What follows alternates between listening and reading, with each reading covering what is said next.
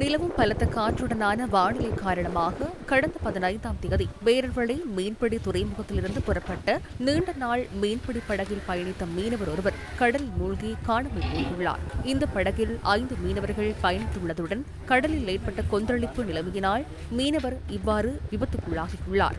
பேரர்வளை பகுதியைச் சேர்ந்த 35 வயதான 2 பிள்ளைகளின் தந்தை ஒருவரை இவ்வாறு காணாமல் போயுள்ளார். நிலவும் பலத்த காற்றுடனான வானிலை சிலாபம் பகுதியிலும் தாக்கத்தை ஏற்படுத்தியுள்ளது. சிலாபம் களப்பு பகுதியில் கடலுக்கு சென்ற மீன்பிடி படகொன்று கவிழ்ந்து விபத்துக்குள்ளாகியுள்ளதுடன் படகில் பயணித்த மீனவர்கள் 3 மற்றொரு படகின் உதவியுடன் கரையை வந்தடைந்துள்ளனர். இதேவேளை சிலாபம் களப்பு பகுதியில் கடலுக்கு சென்ற மற்றொரு படகு காணாமல் போயுள்ளதாக எமது செய்தியாளர் தெரிவித்தார். இன்று அதிகாலை வீசிய காற்றினால் தெஹிவளை பகுதியில் கடலுக்கு சென்ற பல படகுகள் போர்ட் சிட்டியில் கரை சேர்க்கப்பட்டிருந்த காட்சிகளே இவை.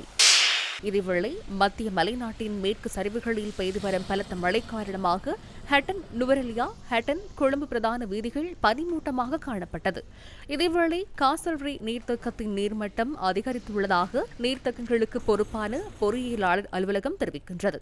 இந்த காலநிலை மாற்றத்திற்கான காரணம் என்ன? தென்மேற்கு பருவப்பெயர்ச்சி காலப்பகுதி இது. மே மாதம் தொடக்கம் செப்டம்பர் மாதம் வரையில் இந்த நிலைமை காணப்படும். இதனால் சப்ரகமுவ அதனை தவிர மத்திய, காலி, மாத்தறை போன்ற மாவட்டங்களிலும் சில இடங்களில் மழை அல்லது இடியுடன் கூடிய மழை பெய்யக்கூடிய சாத்தியக்கூறுகள் உருவாகி இருக்கின்றது. நாட்டின் மேல், வடமேல் மற்றும் வடமத்திய மாகாணங்களில் குறைந்த அளவிலான மழை வீழ்ச்சி பதிவாகக்கூடிய சாத்தியக்கூறுகள் காணப்படுகின்றன.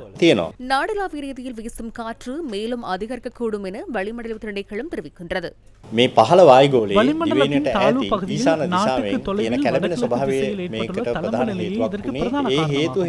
இதனாலேயே தென்மேற்கு திசையில் வீசும் காற்றின் வேகம் அதிகரிக்கிறது. கூரைகள் சேதமடைதல், மரங்கள் சரிந்து விழுதல் போன்ற சம்பவங்கள். இதேவேளை புத்தளத்திலிருந்து கொழும்பு, காலி மற்றும் ஹம்பாந்தோட்டை ஊடாக பொத்துவில் வரையான கடற் பிராந்தியங்களில் மணித்தியாலத்திற்கு 60 தொடக்கம் 70 கிலோமீட்டர் வேகத்தில் காற்று வீசக்கூடும் என வளிமண்டல திணைக்களம் எச்சரிக்கை விடுத்துள்ளது. எதிர்வரும் 24 மணித்தியாலங்களில் கடற்பிராந்தியங்களுக்கு செல்வதை தவிர்க்குமாறு வளிமண்டலவியல் திணைக்களம் மீனவர் மற்றும் கடற்படையினருக்கு அறிவித்தல் விடுத்துள்ளது.